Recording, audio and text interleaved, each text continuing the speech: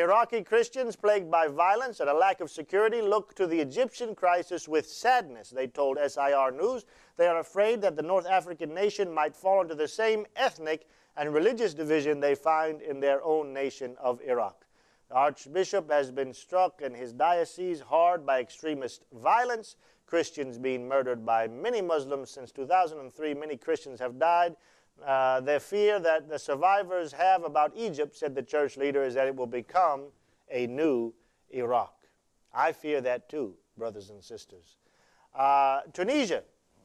Muslims demonstrate in front of a synagogue. You know, of course, all of the nations, the Arab nations, the Muslim nations are going through these convulsions, the Arab nations in particular.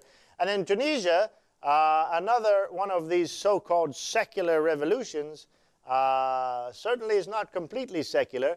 Let's take a video, let's take a look at a video of what took place on the streets in Tunisia just a couple days ago concerning Muslims and their view of the tiny Jewish community allowed there in Tunisia. Let's take a look at how the demonstration is going in Tunisia this week.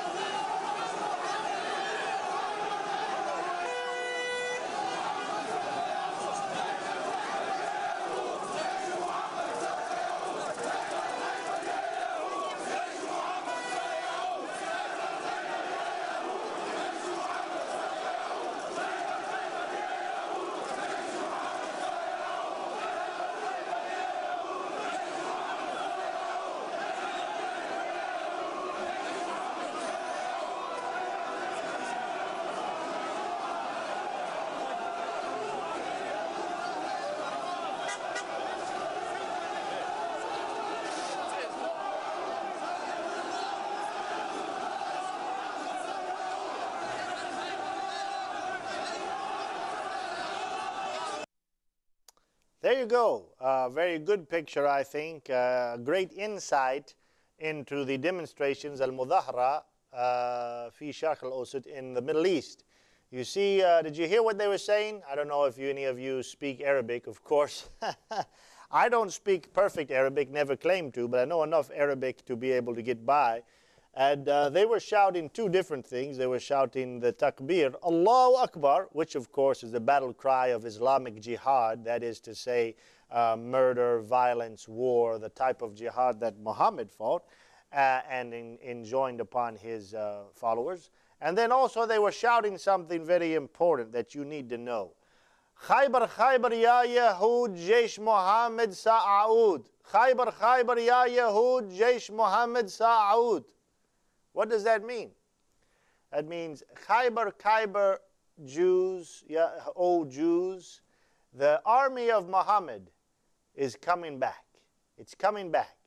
What does that mean? Well, let's let Robert Spencer and Pamela Geller, no wonderful, popular friends with Muslims, but nevertheless some very candid and informed individuals on the growing threat of Islam throughout the world. Let's take a look at what Robert Spencer says on his blog.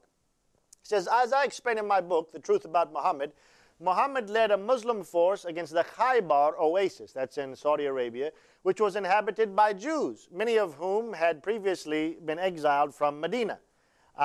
He had previously exiled from Medina. When he did so, he was not responding to any provocation. One of the Muslims later remembered, when the apostle raided a people, he waited until the morning. If he heard a call to prayer, he held back. If he did not hear it, he attacked. We came to Khaybar by night, and the apostle passed the night there, And when morning came, he did not hear the call to prayer. So he rode, and we rode with him. We met the workers of Khaybar coming out in the morning with their spades and baskets. When they saw the apostle and the army, they cried, Muhammad with his force. And they turned tail and fled. Then the apostle said, Allahu Akbar, Khaybar is destroyed. When we arrive in a people's square, it is a bad morning for those who have been warned. The Muslim advance was inexorable. The apostle, according to Muhammad's earliest biographer, Ibn Ashaq fi Sirat Rasulullah, seized the property piece by piece, conquered the forts one by one as he came to them. Who's this? Is this Jesus? No, this is Muhammad.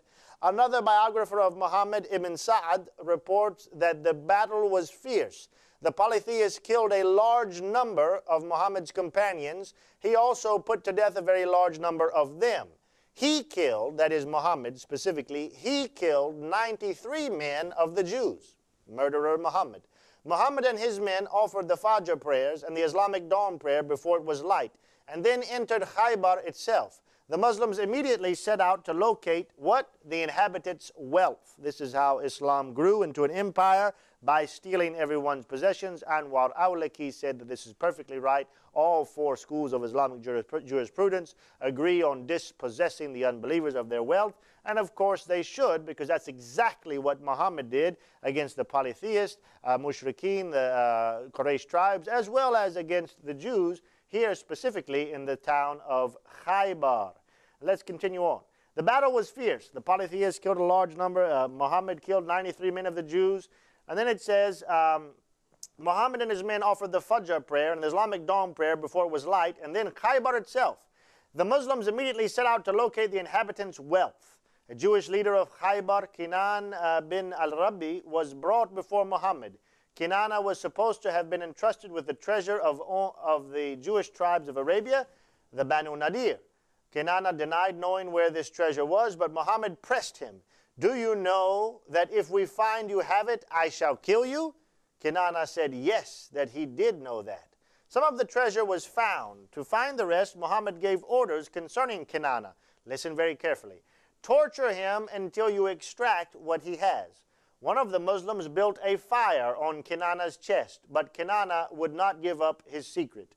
When he was at the point of death, one of the Muslims beheaded him. Of course they did. That's specifically in obedience to Surah Al-Anfal, Surah 8, verse 12. Remember, the Lord inspired the angels with the message, I am with you, give firmness to the believers. I will instill terror into the hearts of the unbelievers. Smite ye above their necks, and smite all their fingertips off of them. That is Islam. That is Muhammad. That is the Quran.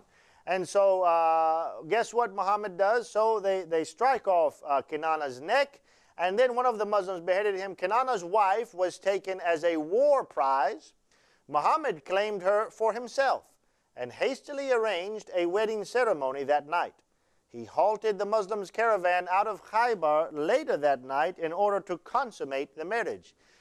Remember, these Muslims, not just in Tunisia, but remember the flotilla that went to Gaza from Turkey, they were yelling the same thing. Khaybar, Khaybar, ya Yahud, Jaish Muhammad, Sa'aud.